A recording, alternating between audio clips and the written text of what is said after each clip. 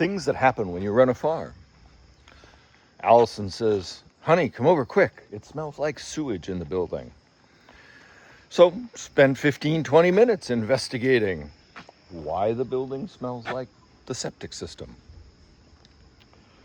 And I remembered coming in to the building. Air smells a little sulfury. Doesn't smell like the sea, which most of the time we get. It doesn't smell like ozone. What could it be? Oh, right. It's Monday morning. First thing the guy comes, pumps the porta potty that we have for events. Simple as. It was something we didn't even think of because it just happens and we were busy doing other stuff. And yeah. And the fans in the creamery just pulled that odor into the kitchen. Always something.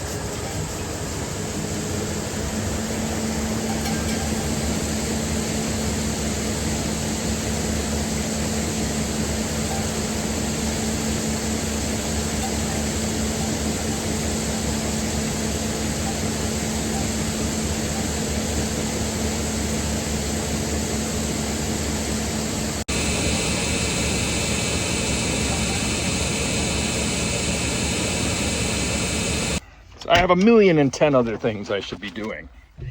It's Monday, the 11th of August. Really? The 11th, 10th, 11th of August already? Damn it. Time's flying. I still haven't finished Thomaston or done first cut or gotten my tractor ready to go over there or anything. I've been trying to build the shop in the barn. I haven't worked on it for 2 days because Saturday we took the day off to go play golf with our grandson. Countries are hedging. And that was wonderful. Yesterday was unbelievably hot here. And there were other things. We had a ton of customers. I didn't work on the barn then. Isolated, and we had the calf. We had Sprite was born yesterday, which I haven't shown you much because that's what happens with summer, fall calvings here, late summer, early fall calvings. They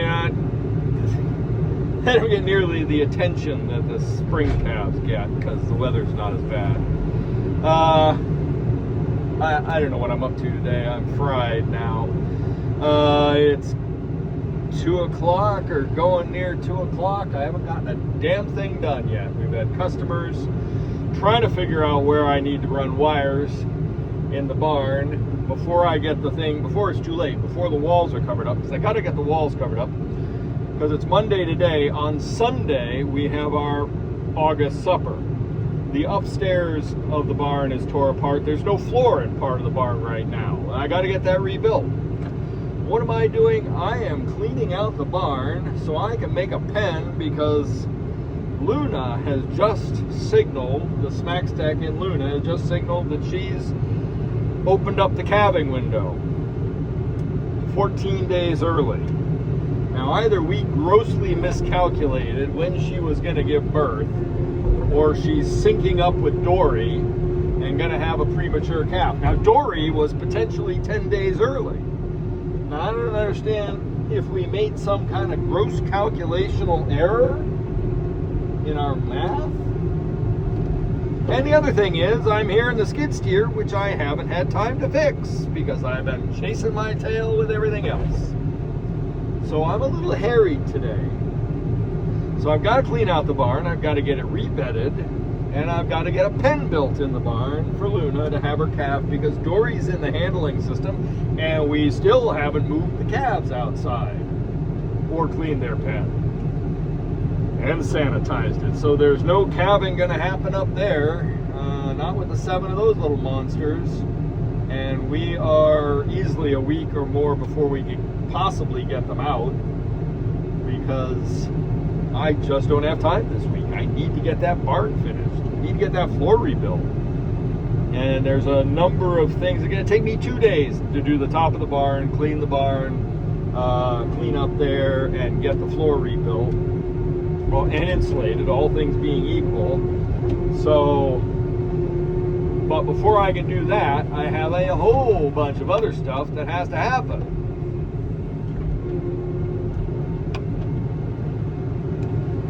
So yeah, I am not a happy camper right now. All right, quick and dirty job cleaning the barn, getting shaving chips put in. I gotta go get a wrench and find another pintle, or just steal one of these pintles. I don't know. I don't remember what happened to this one. It's not here. I can take this one off of here if it'll come off and put it over there, hopefully. Not ideal. Don't know what happened to the one that was there. I don't remember taking it off. I know I took that one off because it was screwed to the wood. Beats me what I'd done with it. That was a long time ago. Anyway, I'll have to bring a water barrel and forage in here for her later. Get the skid steer out of the way, come back with the wrenches, fix this up, then let the cows up here for the day. It's pretty warm today, and they've been down the hill. They should have shade down there, but I noticed Luna was at the water trough pawing at the ground, so could be that she is going to calve 14 days early. It's not ideal. Or we just grossly miscalculated the dates. I don't understand how that could happen, because we input it 3 different ways. We put it on our calendar, 280 days from breeding to birth. We use herd watch. We use the SmaXtec system. All have said that both Dory's pregnancy and Luna's pregnancy were, the 14th of August and the 28th of August, 14 days apart. But Dory calved yesterday on the 10th? The 10th. And looks like Luna's going to calve on the 11th or the 12th. I don't know. We'll see.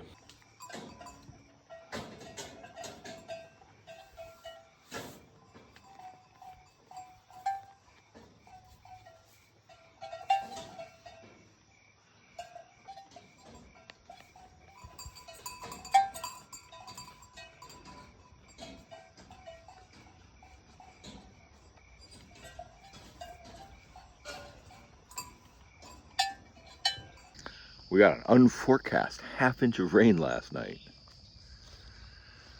Unexpected, but very welcome.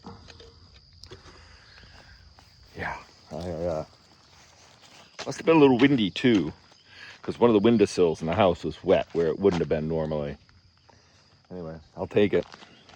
Well, something you never want to see on a farm, but newborn calf, stillborn. Luna had her calf possibly 20 days early, where Allison's getting ready to explore and see if she's got a twin. A little bull calf, just born, but born dead. Doesn't happen often for us, but it's always a real shame when it does. I don't understand. We were right there practically just milking. We just finished milking. We knew she was in labor. Went and checked, and she'd given birth to a dead calf. So don't know, obviously something went wrong. She's, like I say, she's way early for calving. But anyway, I use the excavator now and dig a pit and compost it. Not ideal. So it was twins. The second calf was dead as well. Nice little heifer calf. Big calves. Thank God Allison had the forethought to check for the twin. It was stuck, leg back, malpresented it took the two of us and a customer to help hold Luna in place to extract the second calf. Not a great thing. I mean, is it feed related? We've been feeding silage now for a couple weeks and it's not the highest quality. Wasn't getting any grain because we don't do a mix. Was it the drought? Was it the poor quality grass? Was it the heat stress? Any number of things. Plus twins come early. So yeah, this is a conundrum and an annoying mystery and sad day. Grateful to have a little bit of grass growth down here in the silver pasture, and this block of shade is easily 5-8 degrees cooler than up the hill. So I'm going to send the bulk of the cows down here right now for the day. They can nibble off this. Maybe I'll send them down here again tonight after milking. I'm trying to just create some opportunities for them to graze.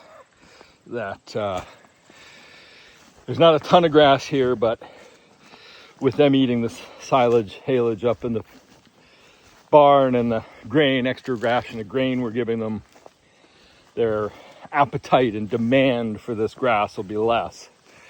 And also we're now third or fourth grazing through here, so it's starting to get less palatable to them. And certainly with the drought, the dry matter in the grass is more, so it's also less palatable to them. So we just have to open this gate, send the cows down the hill, and that'll also clear the cows out of our way for when the vet arrives. We're gonna have the vet inspect Luna, give her an examination, because pulling that second calf out was brutal. It was malpresented with its head back and a leg back, which really should have had the vet out here. And but he's an hour and a half away on a good day. Today he's probably 2-3 hours away. So we thought that second calf could be alive. We needed to get it out. Anyway, Luna's looking fine right now at the moment, so we'll see what happens when he gets here. So I'm happy to report that Luna is fine. She seems good. I can't remember what I told you about this yesterday. Haven't reviewed the videos. We did have the vet come out and check Luna just to make sure we hadn't done any damage in pulling the calf, because the calf was so malpresented. And at first he kind of lit it when Allison talked to him on the phone. He kind of lit into her about, you shouldn't have pulled the calf, should have waited for me. But when he got here, I explained to him that, it was a matter of, we thought the calf was still alive, so we needed to try everything we could do to get it out. And it's just too many things. There were 3 different things wrong with the calf's presentation. Its head was back, its front leg was forward, hind leg was forward, and its left front leg was back.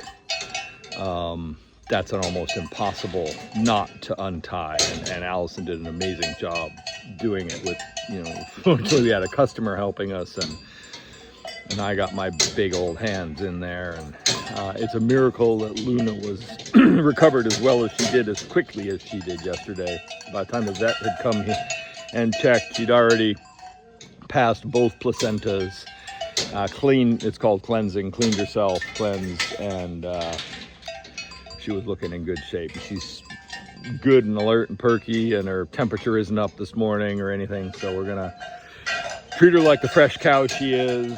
And oh dear, there's somebody's in heat. Wonder what's going on there. All right, anyway, I gotta pay attention to what's going on in the barn. So yesterday was an unnecessarily stressful day, and hopefully we don't repeat that anytime soon. It really sucks having to bury newborn calves.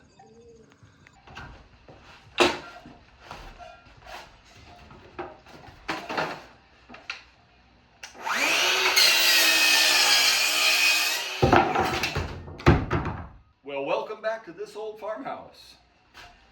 Here we are remodeling the barn loft, putting down a new floor. What do you think, Jim? I'm just goofing. Same old me, same old gnome. Putting down a floor. So, cut it twice and it's still too long. That's good though. All right, so I'm gonna take a blade width off of there. So let's just do that.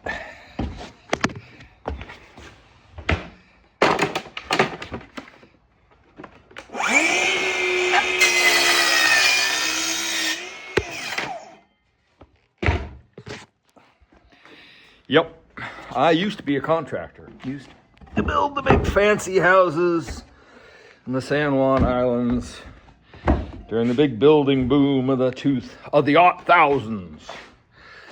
Yep.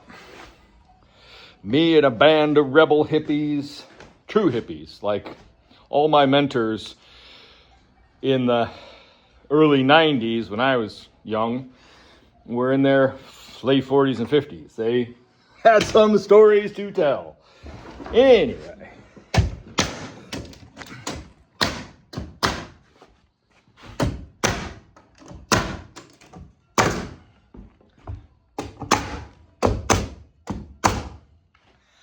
I'm just here bumping down this floor. It's Thursday, the 13th of August.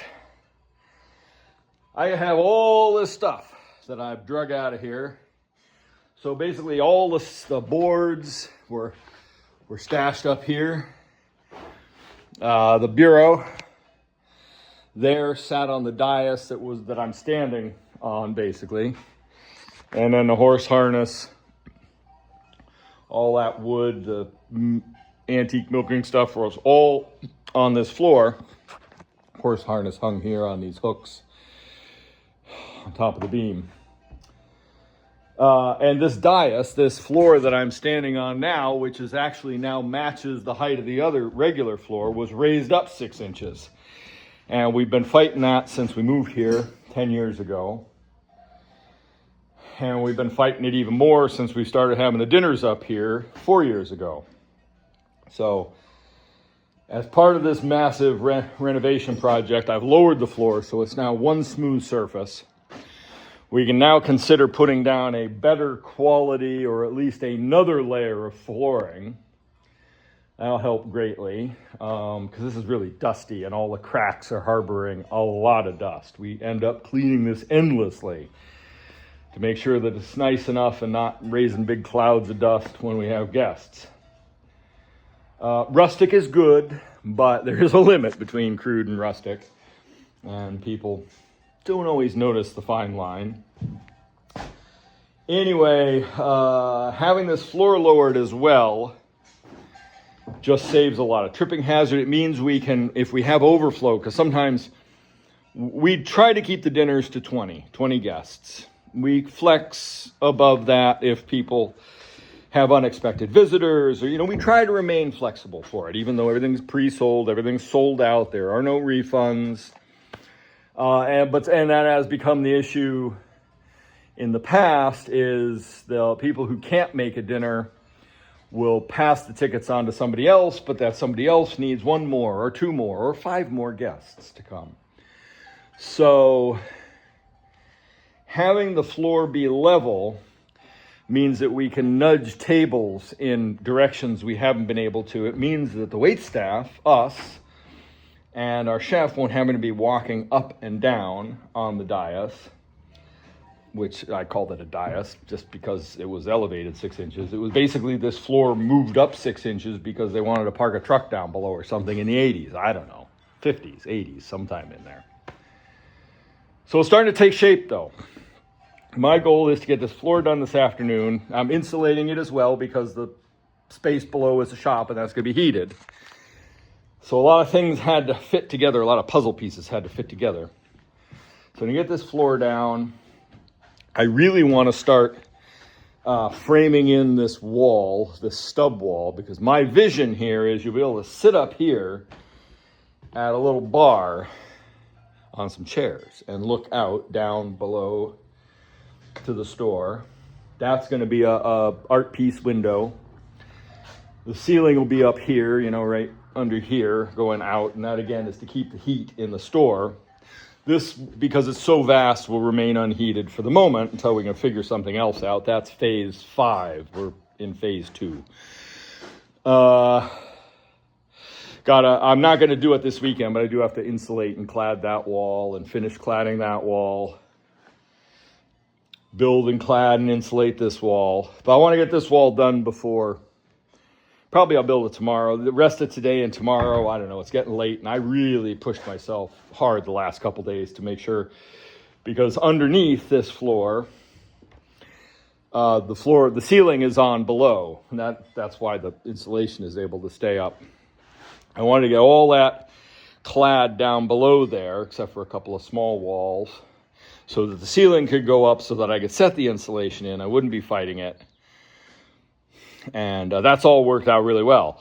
So the project is coming along, but by Sunday, I'm going to get all this stuff cleared out of here and all of this vacuumed and dusted down and ready for the team to set up for Sunday night supper. So I don't know where all this wood is going to go yet. I don't know. I pulled off the same amount of boards, and it actually stuck out 2 feet on either side ways, and it looks like I'm running tight on boards. Now, there were a couple that were weird. So, yeah, I don't know quite.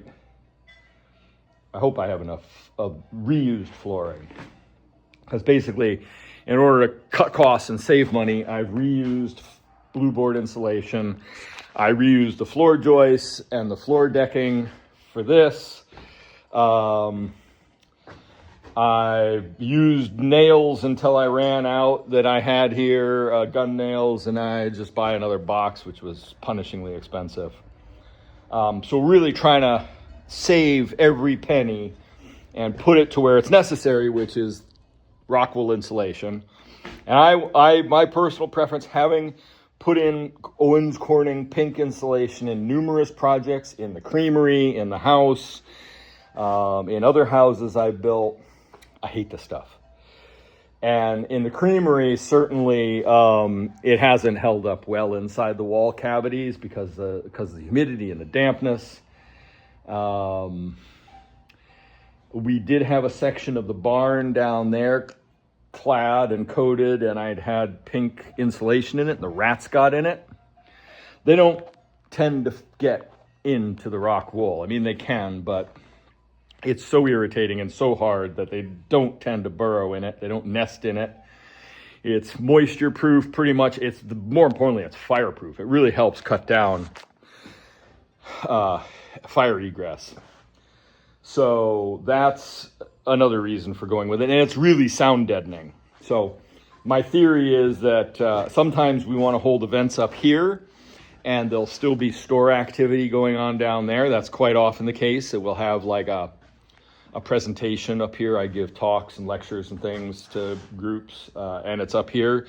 So then with the store going on, now that it's going to be down there, that won't be disrupting up here. Up here won't be taking away from the experience down there for people who don't care to hear me talk about grass management. So the rock wool is the reason. It's freaking expensive. The one thing is, if I put my art piece window there, I won't be able to see people coming. So I gotta go help a customer. Cows lucked out. They just got up to the top of the hill as the skies opened up. We're having a massive thunderstorm, and sunny all around us, but we got a nice gray patch of rain falling. A little bit of lightning there. Let's see where the thunder is. It's probably a mile off or so, I guess. Got a couple of thunderheads over there. I'll take whatever rain this gives us, but I doubt it's going to do much. We need inches, and we don't need it all at once. So a few thunderstorms like this, dumping a 1/4 inch at a time, I'll take. I was just finishing up in the barn. I was just coming down to check on Sprite because this is the first day Dory's been down with the rest of the cows grazing on a little bit of grass down below. And so I'm going to feed her supplement for the night, and then she goes in with Sprite for the night. We won't milk her. We calf share, as it's called. We only do that for a little bit because otherwise it's just impractical. The cows have to be able to go get grazing, and we can't have the calves following them or anything. So we're not set up to do full calf share, but she gets to, for about a month, we do a nighttime. She goes back in with her calf overnight. And the Sprite 2000 automatic milker is on, Dory. I don't know what genius thought of setting up the handling system right here and making the pens with a cover so we can have easy access to calves and birthing and feeding. But, oh yeah, right, it was me. But this really works awesome. And so lucky to have thought to buy this and set it up right here. For our current situation, it works perfect. All right, I'm gonna get out of the rain, get out of the lightning zone.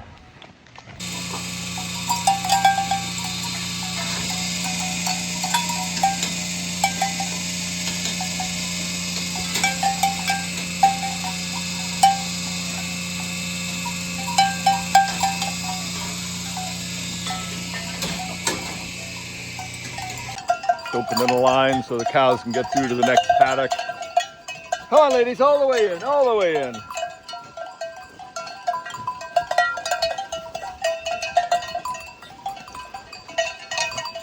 Come on. Of course, the boss cows came through the gate first and stopped everybody else. Come on, all the way in, all the way in. And of course, the heifers are at the back. Hey, Trixie, no! Trixie's being a little bit of a you-know-what.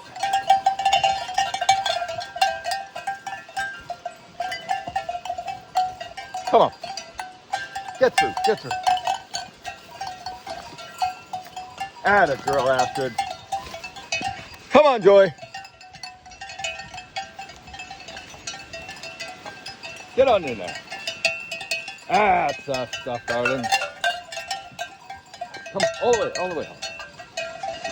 Oh, now, see, that's what I don't like.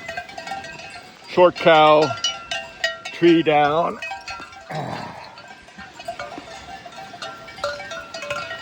Really need to get out here and clean that stuff up. Also, you know, the grazing down here is very slight. There was a really good regrowth. You can see what they're leaving behind. A lot of this is brown and dead from before. This will only last them a day, not even. I bet you I'm going to leave them open here to come down tonight. I bet you by the end of this afternoon, they'll all come up the hill to the barn. And then they probably won't come down here tonight. So, anybody's guess. Anyway, the lane that they haven't grazed is nice and green. Where they've been coming down this gate sure picked over hard. And this section that they were in yesterday is picked over pretty hard. Yeah, nice lush green there. And then where they've been eating and walking. Not ideal. The good news is it'll all regrow once we get some rain. Bad news is if that doesn't happen, well, I mean, we got 0.2 of an inch yesterday out of a thunderstorm. He wouldn't know it down here. If we don't start getting rain, this is the last grazing of the entire year. I got a little bit up in the big field. Fortunately, second cut, I got to do a grass walk today or tomorrow. Second cut looks like it's coming on. So, fingers crossed. Because I got to, now that I've fed out, geez, I'm going on feeding out 12 bales already. Small herd, we only feed a bale every couple days. Plus the ones to the heifers, although those were last year's bales that I bought in. Yeah, so I got to start making up the bales that I'm feeding out with extra second cut. So that's a little bit of a challenge if we don't get any more rain.